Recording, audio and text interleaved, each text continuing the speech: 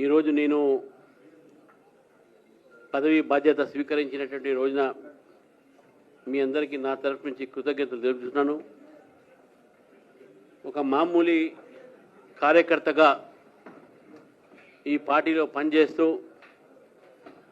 సైకిళ్ళ మీద తిరిగి పోస్టర్లు అంటించి బ్యానర్లు కట్టి ఎలక్షన్స్లో బూత్ ఏజెంట్గా పనిచేసి బూత్ స్థాయిలో కార్యకర్తగా పనిచేసి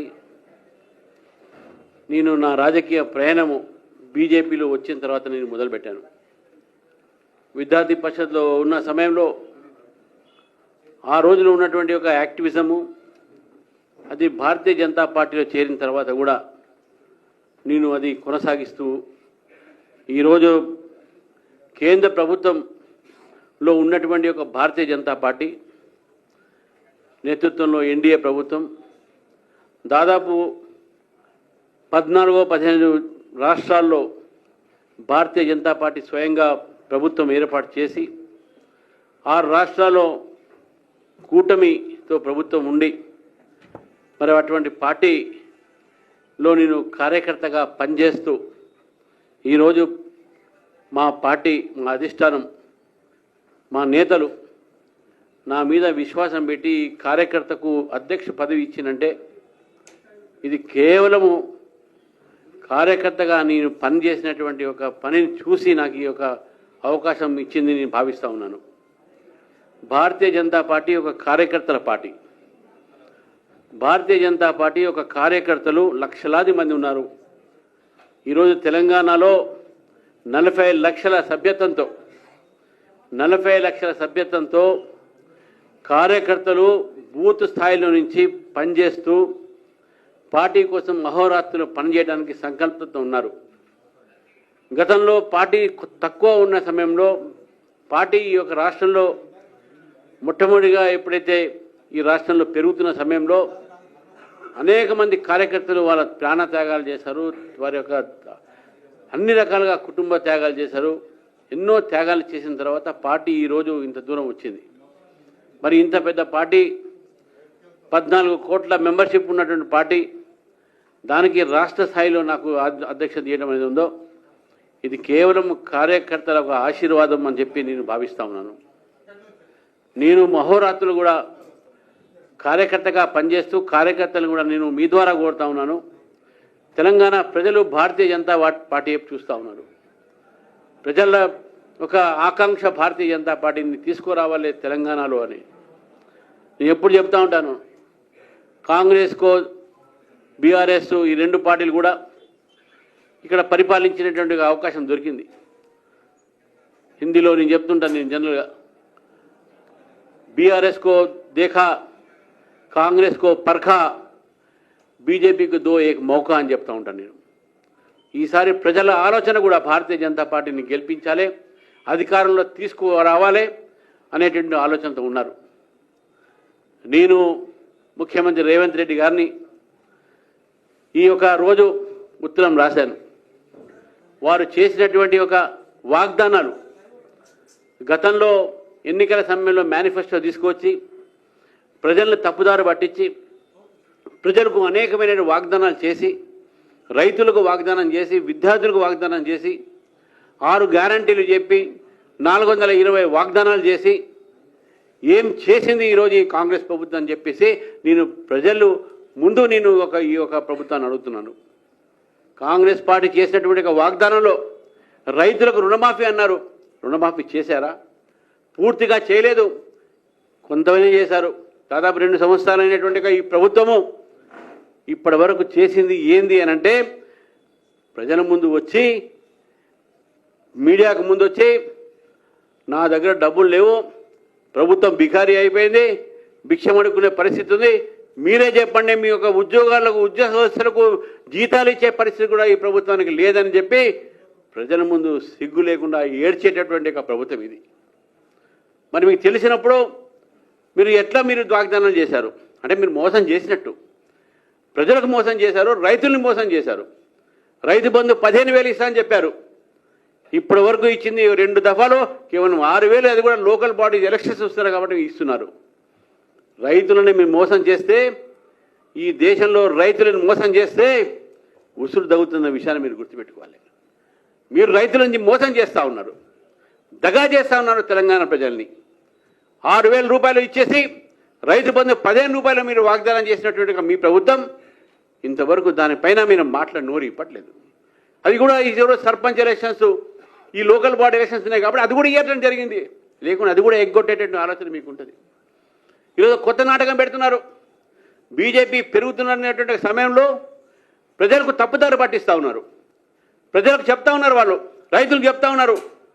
అగ్రికల్చర్ మినిస్టర్ ఉన్నటువంటి ఈ స్టేట్లో యూరియా లేదు, యూరియా లేదు. యూరియా కొరత వచ్చింది కాంగ్రెస్ ప్రభుత్వంలో, యూపీఏ ప్రభుత్వంలో. యూరియా కోసం రైతులు ఫర్టిలైజర్ షాపుల ముందు తిరిగి ఉండి నించొని అక్కడ కాపలా కాసి సూసైడ్లు చేసుకుని యూరియా దొరకకుండా, ఫర్టిలైజర్ దొరకకుండా, స్ప్యూరియస్ సీడ్స్ దొరికినటువంటి సమయంలో ఈ కాంగ్రెస్ పార్టీలో అటువంటి పరిస్థితి చూసాం మనం. కానీ ఈరోజు భారతీయ జనతా పార్టీ ప్రభుత్వం ఈరోజు ఈ రాష్ట్రానికి 12.91 మెట్రిక్ మేము ఇవ్వడం జరిగింది. మీ యూరియా, ఈ యూరియా సంబంధించినటువంటి ఏదో కొరత అని చెప్తా ఉన్నారో, మీ ఇప్పటికే 2 లక్షల టన్నులు ఎక్కువ యూరియా ఇచ్చినటువంటి విషయాన్ని ఈరోజు మీ ద్వారా మేము ప్రజలు చెప్తా ఉన్నాను. రైతులను తప్పుదారి పట్టిస్తూ ఉన్నారు, రైతులకు సరైన సమాచారం ఇవ్వట్లేదు. దీనిపైన మీరు చర్చకు సిద్ధం అంటే భారతీయ జనతా పార్టీ దీనిపైన చర్చకు సిద్ధం ఉంది. మీరు యూరియా ఇచ్చినటువంటి 2 లక్షల టన్నులు మీకు యూరియా ఎక్కువ ఇస్తే మా దగ్గర యూరియా లేదని చెప్తుంది. ఎక్కడ పోయినాయి మీకు కేంద్ర ప్రభుత్వం ఇచ్చిన యూరియా? ఏం చేశారా? యూరియాని మింగారా, తిన్నారా? రైతులకు యూరియాలు ఇయ్యలేని పరిస్థితి కేంద్ర ప్రభుత్వం ఇచ్చిన తర్వాత కూడా ఈ రకమైన పరిస్థితి ఈరోజు తీసుకొస్తారు. నిన్న పెట్టింది ఒక పెద్ద సభ. ఆ సభలో పేరు సామాజిక సమరత సభ. ఏం పెట్టారు? పేరు పెట్టారు. ఆ సభలో సామాజిక న్యాయం చేస్తా అని చెప్పి సభలు పెట్టారు. ఏం న్యాయం చేశారండి ఆ సభలో? మోదీని మాత్రమే తిట్టారు, ఆర్ఎస్ఎస్ని తిట్టారు, బీజేపీని తిట్టారు. అదా మీ సామాజిక న్యాయం? మీరు పెట్టిన సభ ఏంది? మీరు మాట్లాడిన మాటలేంది? మీరు ఒక్కసారైనా అక్కడ బడుగు వర్గాల గురించి మాట్లాడారా? మోదీని తిట్టడమే సరిపోయింది. ఖర్గే గారు వారు మాట్లాడిన మాటలు చూస్తూ ఉంటే నిజంగా బాధ అనిపిస్తుంది. ఈ దేశానికి వారు దాదాపు 50 సంవత్సరాలు పరిపాలించిన కాంగ్రెస్ పార్టీ ఒక్కసారైనా ఈ ప్రజల గురించి ఆలోచించారా? కేవలం అవినీతిలో కూలి, అవినీతిలో మునిగి, అవినీతిలో తేలి ప్రజలు మిమ్మల్ని భరించలేక కాంగ్రెస్ ముక్త భారత్ చూడాలని చెప్పేసి మిమ్మల్ని మొత్తం కూడా 3 సార్లు ఓడగొట్టినటువంటి భారతదేశ ప్రజలు. ఈరోజు తెలంగాణలో కూడా అదే పరిస్థితి ఉంది. తెలంగాణలో ఆ రోజు మేము చెప్పాం బీఆర్ఎస్ ముక్త తెలంగాణ అని చెప్పి. ఈరోజు బీఆర్ఎస్ కాంగ్రెస్ ముక్త తెలంగాణ అనేది భారతీయ జనతా పార్టీ నిర్ణయిస్తూ ఉంది. భారతీయ జనతా పార్టీ మేము కేవలం అధికారం కోసమే కాదు, ప్రజల కోసం కూడా మేము పనిచేసేటువంటి పార్టీ మాది. మీరు కేవలం అధికారం కోసం పనిచేసే పార్టీ మీది. అధికారంలో పాటు మీరు అవినీతి చేసేటువంటి పార్టీ మీది. ఏఐసిసి అంటే ఆల్ ఇండియా చీటింగ్ కమిటీగానే ఆల్ ఇండియా కాంగ్రెస్ కమిటీ కాదు మీది. నిజంగా మీరు ఈ ప్రజల్ని మోసం చేస్తూ ఉన్నారు, ప్రజల్ని దగా చేస్తూ ఉన్నారు. ఈ కాంగ్రెస్ పార్టీ వచ్చిన తర్వాతనే ఈరోజు ప్రజలు అల్లాడిపోతూ ఉన్నారు. ఇంత తక్కువ సమయంలో ఈ యొక్క ప్రభుత్వం మీద వ్యతిరేకత బహుశా ఏ ఒక్క రాష్ట్రంలో కూడా ఏ పార్టీ కూడా రాకపోవచ్చు. కాంగ్రెస్ పార్టీ అనుకుంటుంది రేపు లోకల్ బాడీ ఎలక్షన్స్ మేము గెలుస్తామని చెప్పేసి. లోకల్ బాడీ ఎలక్షన్స్లో ఈ యొక్క ప్రజలు, తెలంగాణ ప్రజలు మీకు చుక్కలు చూపెడతారు. మీరు చెప్తున్నారు 100 సీట్లు గెలుస్తాం మేము ఎమ్మెల్యేలు, 15 సీట్లు మేము ఎంపీ గెలుస్తామని చెప్పేసి మీరు ఏదో వాగ్దానం చేస్తున్నారు. మన ఒక మల్లికార్జున ఖర్గే గారే గెలవలేకపోయారు. వారి ముందు మీరు వాగ్దానం చేస్తున్నారు. బహుశా మీరు నోరు స్లిప్ అయినట్టుంది. నోరు స్లిప్ అంటే సార్ ఖర్గే గారు వచ్చే రోజుల్లో 100 సీట్లు బీజేపీ గెలుస్తుంది, 15 సీట్లు ఎంపీ బీజేపీ గెలుస్తుందని చెప్పేసి మీరు చెప్పబోయి మీ నోరు జారి మీ కాంగ్రెస్ పార్టీ చెప్పినట్టుంది. ఈరోజు తెలంగాణలో పరిస్థితి కూడా ప్రజలు 100 అసెంబ్లీ సీట్లు బీజేపీకి ఇవ్వడానికి సిద్ధంగా ఉన్నారు, 15 పార్లమెంట్ సీట్లు బీజేపీకి ఇవ్వడానికి సిద్ధంగా ఉన్నారు. మీకు రాబోయే రోజుల్లో తెలంగాణ నుంచి మీకు ప్రజలు మీకు ఇక్కడి నుంచి కాంగ్రెస్ ముక్త తెలంగాణ చేసేటందుకు సిద్ధంగా ఉన్నారు. మిత్రులారా, అబద్ధాలు ఆడి ప్రజలను దగా చేసి రాజా అధికారంలో రావడం అనేది ఇది పెద్ద గొప్పతనం కాదు. మీరు ప్రజల్ని you are cheated the people, you are misled the people. అందుకే ఈరోజు భారతీయ జనతా పార్టీ నేను కార్యకర్తల బలంతో నిజంగా ఈ కార్యకర్తలే ఈరోజు మీకు వాళ్ళని చెప్తా ఉన్నాను. ఈ ప్రభుత్వం చేసిన తప్పిదం మీద మనం పోరాడదాం. ఈ యొక్క ప్రభుత్వం చేసినటువంటి యొక్క పనుల మీద ఈ అధర్మమైనటువంటి యొక్క ప్రభుత్వం ఇది, అవినీతి రహిత ప్రభుత్వం ఇది, ఈ ప్రభుత్వం ప్రజలను దగా చేసిన ప్రభుత్వం అది. కాబట్టి దీని మీద మనం పోరాడాలి. ఈ రోజు నుంచి మనం ఈ ప్రభుత్వం మీద ధర్మ యుద్ధం మొదలు పెడతాం. మన తెలంగాణలో బీజేపీ ప్రభుత్వం వచ్చేదాకా భారతీయ జనతా పార్టీ ఈ ప్రభుత్వం వ్యతిరేకంగా పోరాడుతూనే ఉంటుంది. మీకు నిజంగా 100 సీట్లు గెలిచే కెపాసిటీ ఉంటే మొన్న జరిగినటువంటి ఎమ్మెల్సీ ఎలక్షన్స్లో మీ సీట్ని మీరు కోల్పోయారు. బీజేపీ గెలిచింది. మా అంజనేయ గారు ఇక్కడే ఉన్నారు, మా కొమరే గారు కూడా ఇక్కడే ఉన్నారు. నిజంగా అటువంటి ఒక పరిస్థితి ఉంటే హైదరాబాద్ జిహెచ్ఎంసీలో మీకు వచ్చిన ఎన్ని సీట్లు? 2 సీట్లు మాత్రమే. మీరు 100 సీట్లు గెలుస్తారు, 15 సీట్లు గెలుస్తారని చెప్పేసి చెప్పుకుంటున్నారు.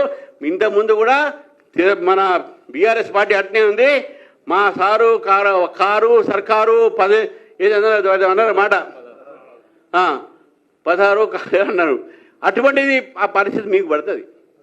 ఒక్క సీటు కూడా మీకు వచ్చే పరిస్థితి లేదు తెలంగాణ. ఈరోజు తెలంగాణలో ఏ ఒక వర్గం కూడా మిమ్మల్ని విశ్వసించట్లేదు.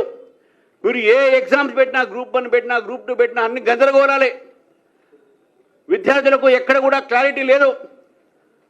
ఈరోజు మీరు ఇస్తున్నట్టు ఈ విద్యార్థులకు మీరు ప్రామిస్ చేశారు, మేము 3000 రూపాయలు మీకు నిరుద్యోగ భత్తా ఇస్తామని చెప్పేసి. ఏమైంది దాని గురించి? అసలు నీకు చెప్పకుండా మీరు ఏలేరు మాకు తెలుసు. ఎందుకంటే మీకు ఉద్యోగస్తులకు మీరు జీతాలు ఇవ్వడానికి మీ దగ్గర డబ్బులు లేదంటున్నారు. కాబట్టే ఈ యొక్క రాష్ట్రాన్ని, తెలంగాణ రాష్ట్రాన్ని మీరు ఈరోజు భిక్ష రాష్ట్రం చేస్తారు. భిక్ష అడిగేటటువంటి పరిస్థితి తీసుకొచ్చారు. You have made A rich Telangana, ఒక సంపన్నమైన తెలంగాణ. దాన్ని మీరు you have made it a poor Telangana. ఈ రకమైనటువంటి పరిస్థితి తీసుకురావడానికి ప్రజలు చూస్తూ ఉన్నారు. ఈరోజు నేను మొట్టమొదటి రోజుగా నేను ఈరోజు పదవి స్వీకారం చేసినందుకు నేను మా నేతలందరూ కూడా ఉన్నారు. కిషన్ రెడ్డి గారు నాకు వారు ఛార్జ్ ఇచ్చారు. మరి డెఫినెట్గా మా కార్యకర్తల బలంతో తెలంగాణలో మేము అధికార దిశలో ముందుగా మా ముందన్నటువంటి ఒక పరిస్థితి ఏది ఛాలెంజెస్ ఉన్నాయో, జరగబోయేటటువంటి ఒక మా లోకల్ బాడీ ఎలక్షన్స్ అయితే ఉన్నాయో దాంట్లో మేము తప్పకుండా అన్ని ప్రాంతాల్లో అన్ని వార్డు మెంబర్తోని మేము జడ్పీటీసీగా మేము పోటీ చేస్తాం. ఇంతకుముందు మేము అంతా పెద్ద ఎత్తున పోటీ చేయాలి. ఈసారి పెద్ద ఎత్తున పోటీ మేము చేస్తాము. లోకల్ బాడీ ఎలక్షన్స్ కూడా బీజేపీ ఎక్కువ సీట్లు గెలుస్తుంది. నేను తెలంగాణ ప్రజల్ని కోరుతా ఉన్నాను, బీజేపీని ఒకసారి ఆశీర్వదించండి. బీజేపీ అనేక రాష్ట్రాల్లో గెలిచినటువంటి దాఖలాలు మనం చూసినాం. త్రిపుర లాంటి రాష్ట్రాల్లో ఒక్కసారి గెలిచిన తర్వాత ప్రజలు ఇంకా త్రిపురలో బీజేపీని గెలిపించుకుంటున్నారు. హర్యానాలో ఒకసారి గెలిపించిన తర్వాత బీజేపీనే గెలిపించుకుంటున్నారు. అటువంటి చాలా రాష్ట్రాలు ఉన్నాయి. ఎందుకంటే బీజేపీ పరిపాలనలో అవినీతి ఉండదు, బీజేపీ పరిపాలనలో అబద్ధాలు ఉండవు, బీజేపీ పరిపాలనలో ప్రజలు సుఖశాంతితో ఉంటారు. కాబట్టి అటువంటి బీజేపీ ఈరోజు ఈ యొక్క తెలంగాణలో కూడా వికసిత్ తెలంగాణ డబుల్ ఇంజన్ సర్కార్ కోసం అందరూ కూడా కష్టపడాలని చెప్పేసి మీ ద్వారా మా కార్యకర్తలని ప్రజల్ని కూడా నేను కోరుతూ ఈ మొట్టమొదటి ఒక విలేకరుల సమావేశానికి నాకు మా ఒక పార్టీ స్పోక్స్ పర్సన్స్ అదే పార్టీ ఈరోజు యంత్రాంగం మొత్తం కూడా నాకు ఈ అవకాశం ఇచ్చింది. మీ అందరూ కూడా విలేకరులతో కూడా అందరూ కూడా మరొకసారి నేను కోరుతా ఉన్నాను. రాబోయే రోజుల్లో మనం కలుద్దాం. అనేక అంశాలు ఉంటాయి మీకు. ఎందుకంటే నేను కూడా స్పోక్స్ పర్సన్గా ఉన్నాను. నాకు కూడా ఈ రాష్ట్రంలో అనేక మీడియా సంస్థలతోని, వ్యక్తులతోని, రిపోర్టర్స్తోని ఒక మంచి నాకు రిలేషన్స్ ఉన్నాయి. కాబట్టి మళ్ళీ తరచుగా అనేక అంశాలపై మాట్లాడతాం. ఈ మొట్టమొదటి ఒక పత్రికా విలేకరుల యొక్క సమావేశం కాబట్టి మరి కార్యకర్తలు కూడా చాలామంది మీరు చూశారు. పొద్దున్న నుంచి ఎక్కడెక్కడి నుంచో వచ్చి గత 4 రోజుల నుంచి నా ఇంటి ముందు పొద్దున 6:30 నుంచి రాత్రి 11 గంటల దాకా అటు ములుగు నుంచి, అటు ఆదిలాబాద్ నుంచి, మారుమూరు గ్రామం నుంచి కూడా కార్యకర్తలు వచ్చి కలుస్తూ ఉన్నారు. భారతీయ జనతా పార్టీ పెరిగింది అనే విషయాన్ని కూడా గుర్తిస్తూ, పెరుగుతున్నదనే విషయాన్ని గుర్తిస్తూ, అధికారంలో వస్తుందని చెప్పేసి నమ్మకంతో ఈ యొక్క పత్రికా విలేకరులందరికీ మరొకసారి నేను ఈ యొక్క సమావేశంకి వచ్చినందుకు ధన్యవాదాలు చెప్తా ఉన్నాను.